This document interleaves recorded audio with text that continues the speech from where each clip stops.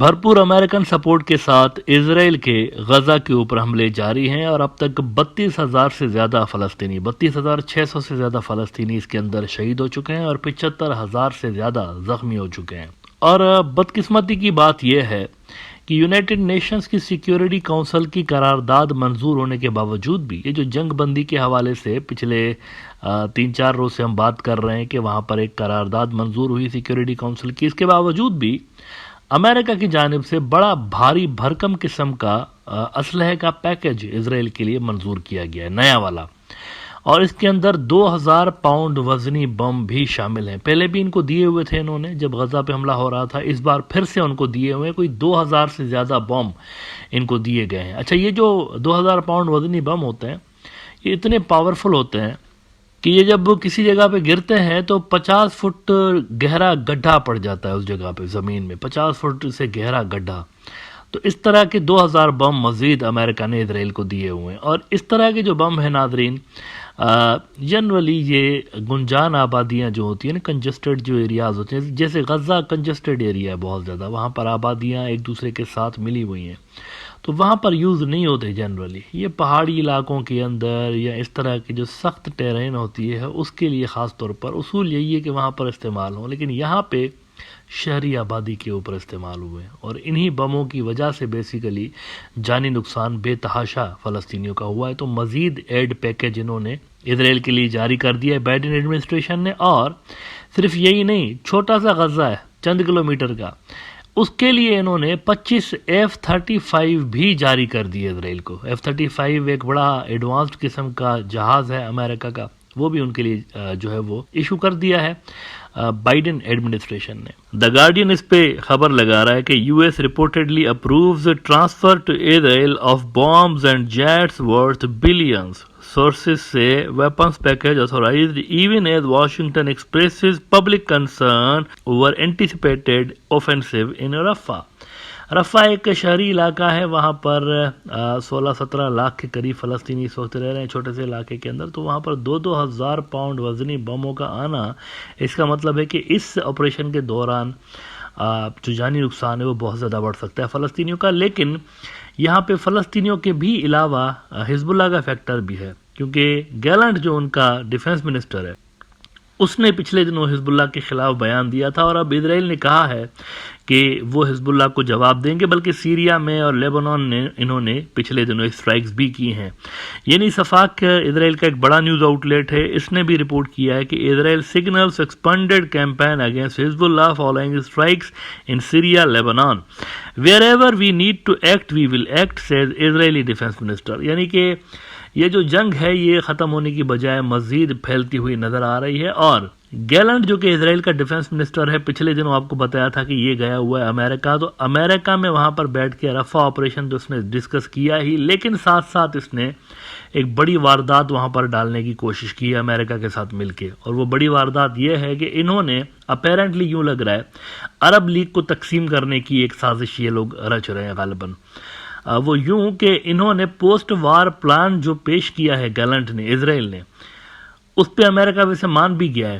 اس کے اندر انہوں نے مڈل ایسٹ کا جو پلر ہے، جو مڈل ایسٹ کا سب سے اہم ملک ہے سعودی عربیہ، اس کو انہوں نے مائنس کرنے کی کوشش کی ہے اس سارے پیس پروسیس سے۔ آپ کو پتا ہے کہ سعودی عرب اور قطر جو ہیں وہ بہت زیادہ ایکٹیو ہیں یہاں پر جنگ بندی کے حوالے سے، تو جو پوسٹ وار پلان انہوں نے پیش کیا ہے اس میں سے انہوں نے ایکسکلوڈ کر دیا ہے ان دونوں ملکوں کو، قطر کو اور سعودی عرب کو، اور یہ ڈیلیبریٹ اٹیمپٹ ہے میرے خیال سے عرب لیگ کی جو یونٹی ہے اس کو نقصان پہنچانے کے حوالے سے، جو کہ مجھے نہیں لگتا کہ کامیاب ہوگا۔ I-24 نیوز اسرائیل کا بڑا نیوز آؤٹ لیٹ ہے، انہوں نے اس پہ رپورٹ کیا ہے کہ Israel pursues international peace keeping force for Gaza aid. اصل میں پلان یہ ہے کہ وہاں پر 3 عرب ملکوں کا، جن کا نام انہوں نے نہیں لیا، لیکن وہ کہہ رہے ہیں کہ 3 عرب ملکوں کی فورس ہم وہاں پر ڈالیں گے، مشترکہ فورس،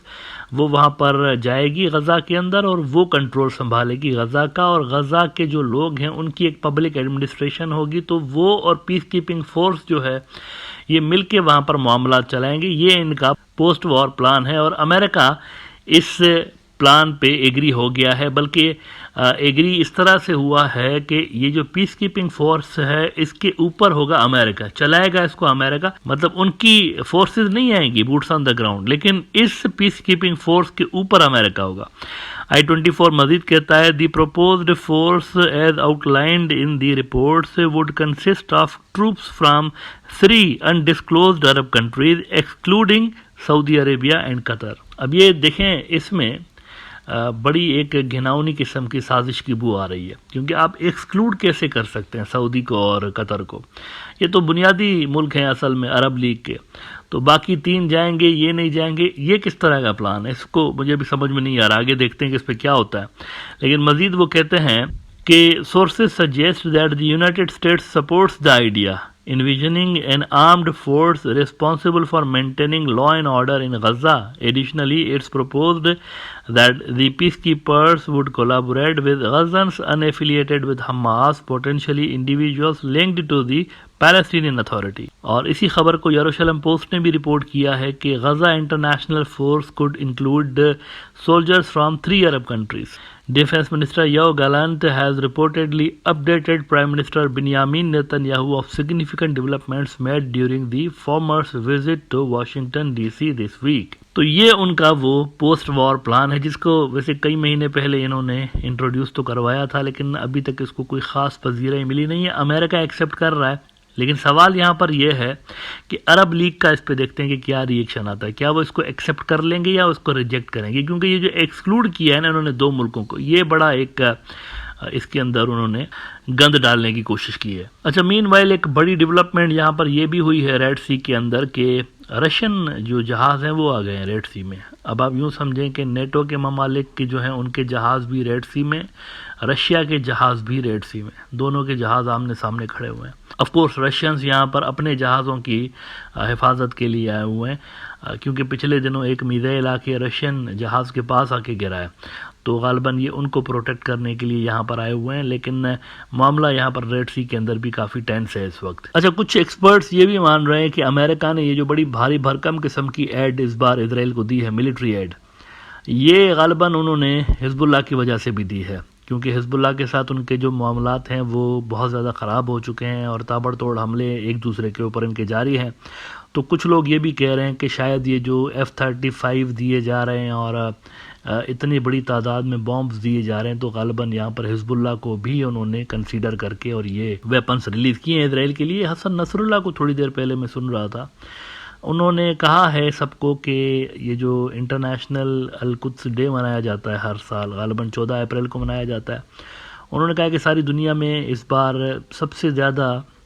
شدت کے ساتھ منایا جائے، سارے لوگ باہر نکلیں اور بیت المقدس کے لیے آواز اٹھائیں۔ اور